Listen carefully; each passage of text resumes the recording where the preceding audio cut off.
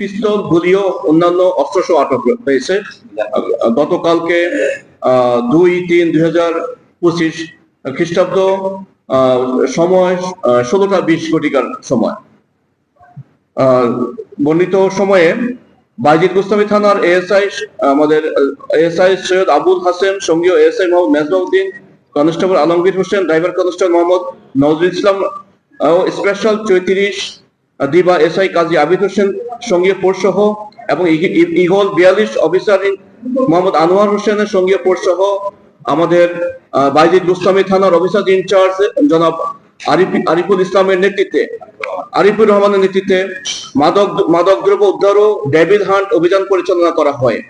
ওই সময় গোপন সংবাদের ভিত্তিতে আমরা জানতে পারি যে বাইজিদ গোস্তামি থানার ওয়াজিদি এলাকায় মাদ্রাসার পাশে পরিত্যক্ত ভবনের শীর্ষ সন্ত্রাসী মিজানের সহযোগী মির্জাদ সহ কতিপয় সন্ত্রাসীরা আধিপত্য বিস্তারকে কেন্দ্র করে এবং ডাকাতির প্রস্তুতির জন্য সংঘবদ্ধ হচ্ছিল। উক্ত গোপন সংবাদ পেয়ে দ্রুত আমাদের অফিস ইনচার্জের নেতৃত্বে বর্ণিত অফিসাররা ঘটনাস্থলে উপস্থিত হন এবং উপস্থিত হওয়ার সাথে সাথে ঘটনাস্থল থেকে কুখ্যাত সন্ত্রাসী মিজান পলায়ন করে। বাট আমরা আমাদের আভিযানিক টিম মিজানের সহযোগী 3 জনকে গ্রেপ্তার করতে সম্ভব হয়। এর মধ্যে হলো মোহাম্মদ মিল্লাত হোসেন, মোহাম্মদ আবুল হাসনান ফাহিম, মোহাম্মদ রুবেল। তাদের হেফাজত থেকে বিদেশি পিস্তল এবং দেশীয় অস্ত্রশস্ত্র উদ্ধার করা হয়। এর মধ্যে টোটাল 10 ধরনের আমরা আইটেম উদ্ধার করেছি। এর মধ্যে রয়েছে বিদেশি পিস্তল রয়েছে 2টা, 9 রাউন্ড পিস্তলের গুলি, 2টি পিস্তলের ম্যাগজিন, 1টি হাসুয়া, 1টি ছুরি, 2টি কেচি, 5টি মোবাইল, 1টি পাওয়ার ব্যাংক, 110 পিস ইয়াবা উদ্ধার করা হয়েছে। একই সাথে 1টি মোটরসাইকেল উদ্ধার করা হয়। আসামিরা বাইজিদ গোস্তামি থানা এলাকায় ডাকাতি, ছিনতাই, চাঁদাবাজি ও জায়গা দখল এবং আধিপত্য বিস্তার করে দীর্ঘদিন থেকে করে আসতেছিল এবং ঘটনার দিন ডাকাতির উদ্দেশ্যে সমবেত হয়েছিল বলতে আমরা জানতে পারি। আমরা আরো জানতে পারি চট্টগ্রামের একাধিক মামলার শীর্ষ সন্ত্রাসী ছোট সাজ্জাদের সাথে মিজানের আধিপত্য বিস্তারকে কেন্দ্র করে দ্বন্দ্ব সংঘাত দীর্ঘদিন হয়ে আসছিল এবং গতকালকে ঘটনার দিন সাজ্জাদ ওখানে উপস্থিত থাকার সম্ভাবনা ছিল বলে আমরা গোপন সংবাদের ভিত্তিতে জানতে পারি। আমরা সেজন্য আমরা একটা শক্ত আভিযানিক টিম গঠন করি, যার মধ্যে টোটাল 16 জনের একটা টিম ছিল। প্রথমে 8 জন, পরবর্তীতে আরো 8 জনকে আমরা ওখানে উপস্থিত করি। আসামিদের বিরুদ্ধে আমাদের দেশের বিধিবদ্ধ আইন মোতাবেক অস্ত্র মামলা, ডাকাতি প্রস্তুতি মামলা এবং মাদক আইনে মামলা হয়েছে। মোট টোটাল 3টি মামলা হয়েছে।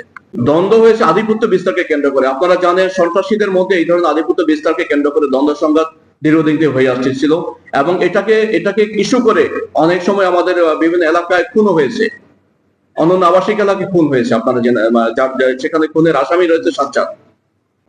গ্রেপ্তার করা যাচ্ছে না। সাজ্জাদ অত্যন্ত কৌশলী এবং আমরা আমাদের চেষ্টা অব্যাহত আছে। আমরা তাকে ট্র্যাক করে আমরা চেষ্টা করতেছি তাকে গ্রেপ্তার করতে। আমাদের কার্যক্রম কৌশলগত কার্যক্রম অব্যাহত রয়েছে। বাট আমরা আমাদের গোপন সংবাদের ভিত্তিতে জানতে পেরেছি সাজ্জাদ দেশেই আছে এবং গতকালকে সাজ্জাদ আমাদের ঘটনাস্থলে উপস্থিত থাকার সম্ভাবনা ছিল। আর টিকটক করেছে, রিসেন্টলি করেছে, কখন করেছে আমরা জানি না। আপনারা যেটা জেনেছেন আমরাও জানি। টিকটকে তো আগেও তো করতে পারে, হয়তো আপনি প্রকাশ পেয়েছেন এখন, ঠিক আছে। আমরা সবকিছু অবজার্ভ করতেছি, সবকিছু অবজারভেশনের মাধ্যমে আমরা তাকে গ্রেপ্তারের জন্য আমাদের চেষ্টা অব্যাহত আছে। আপনারা বারবারই বলে যাচ্ছি, আমরা তাকে গ্রেপ্তার করার জন্য আমরা গতকাল অভিযান চালিয়েছি। ওটা আমরা খতিয়ে দেখছি, ওদের রাজনৈতিক আশ্রয় প্রশ্রয় তারা এগুলো করতেছে কিনা এটা নিয়ে আমরা খতিয়ে দেখছি ইনশাআল্লাহ। আমাদের ভাষায়, আমাদের ডিকশনারিতে সন্ত্রাসীদের কোনো রাজনৈতিক পরিচয় নাই। সন্ত্রাসী, অপরাধী, এদের কোনো রাজনৈতিক পরিচয় থাকবে না। এবং যারা স্পেসিফিকলি যদি আপনি বলতে পারেন কোন রাজনৈতিক আশ্রয় প্রশ্রয় থাকে, আমরা সেখানেও তদন্ত করে দেশের বিধিবদ্ধ আইন মোতাবেক ব্যবস্থা নেব। বাইজিদ থানা থেকে টিম রেডিমেড টিম যেটা থাকে ওটা মুভ করেছে এবং আমরা সাথে সাথে সাকসেসফুলি আমরা দেশীয় বিদেশি অস্ত্র এবং আসামি গ্রেপ্তার করতে সক্ষম হয়েছি। একটা অবস্থা বলা যাবে না, পরিত্যক্ত বিল্ডিং এর 2 তলায় 3 জন আসামি সহ আমরা গ্রেপ্তার করেছি। মাদকের স্পট আমরা সারা আমাদের পুরো চট্টগ্রাম মেট্রোপলিটন পুলিশ পুরো এলাকাতেই আমাদের মাননীয় কমিশনার মহোদয়ের নির্দেশনা মোতাবেক যতগুলো মাদকের স্পট আছে আমরা সব জায়গায় আমাদের অভিযান পরিচালনা করে থাকি।